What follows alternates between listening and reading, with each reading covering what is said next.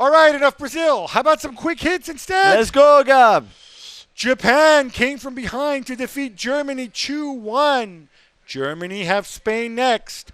Are they in trouble, Jules? Oh, they're in trouble, Gab. They're in trouble. I mean, they clearly don't like a big tournaments opener because they lost this one. They lost the first one at the Euros. They lost the first one at the last World Cup as well. There's clearly something not working. Maybe you don't like playing Asian teams either because they lost to Korea last time around. That's very true. That's very true. I mean, they had enough chances when they were 1-0 up to win this game. There's no doubt. The XG is good. No. You have to say they created enough chances, which is true.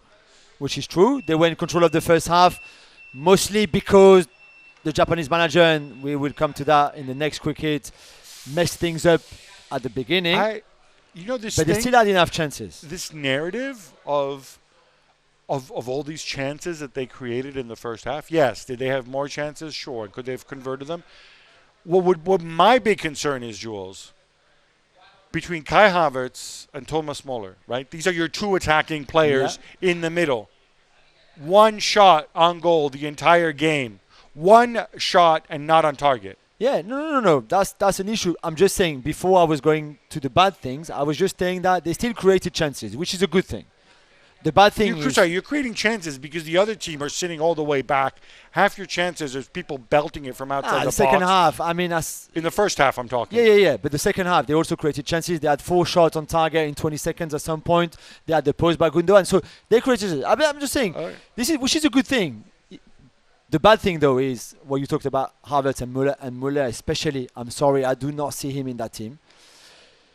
Defensively, and if Gundogan says himself that the second goal is the easiest goal ever scored in a World Cup, which might not be completely true, there are others, but that was far too easy on a dead ball to start with. So not only you switched off, but Zule is playing Asano on side. Rudiger lifts his arm a la Tony Adams when there's no need to because... and stops running. And now your boy Schlotterbeck. And Schlotterbeck, I mean, what is this even? Dude, you're twice his size. Come on. What are you doing? Foul him even if you want, but just don't let him go like that, not putting any resistance or anything. And are we going to give Manuel Neuer a pass? No way. Manuel Neuer was the last one. I don't know if he's playing like hide and seek behind the post. He doesn't want it because this was just like, I'm going to make myself as small as possible. This was crazy. So defensively, even the first goal, even if they're a little bit unlucky because Mitoma's ball is deflected first and then it's the cross and then this is not good enough defensively, full stop.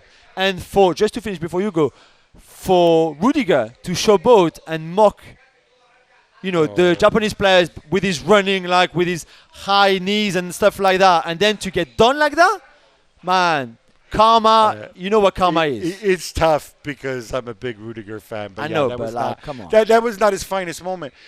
Jules, what gets me here, we can point to those mistakes. I also want to point out that, the 4 shots and then Gondo making those saves, fine. I could also come and tell you, Gondo also gifted them a penalty on David Raum. You're right. That's true.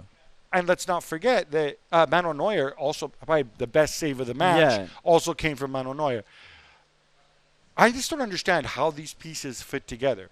Because if Musiala's out on the left, he's not going to influence the game in the same way. Yeah. I've heard people say, well, you can move Kimmich to right back. I'm like, really? You want to do that? You want to go back to the Kimmich at right back? What happens in midfield then? Because Goretzka is terrible. You have Gundogan, you have Goretzka, you've got Musiala, maybe. I don't know. Just all these people don't fit. You know what should really worry you? I don't know if this is Flick being arrogant. Those 3, Germany's 3 attackers at the end of the game, right? He sends on Youssoufa Moukoko, who turned 18 years old on the day the tournament started. 2 days before. Right, great future, but let's talk present here. Yeah. He sends on Mario Götze, who was in the wilderness of the Eredivisie for 2 years, and nice comeback story at Eintracht. But seriously, after what that guy's been through. And then the best one is the one for last. Yes, Niklas Füllkrug, who has I think he has 2 more caps for Germany than you do. 29 years old. Yeah. The other thing is, it's not so much that these guys are what they are. They're completely different from your starters. They play football completely different. Completely different. So, and don't get me started on taking Musiala off, by the way. I don't know. I think, Hansi. That game against Spain, they could be out. They could be out if they lose that game on Sunday. Thanks so much for watching ESPN on YouTube. And for more sports highlights and analysis, be sure to download the ESPN app. And for premium content and live streaming, subscribe to ESPN Plus.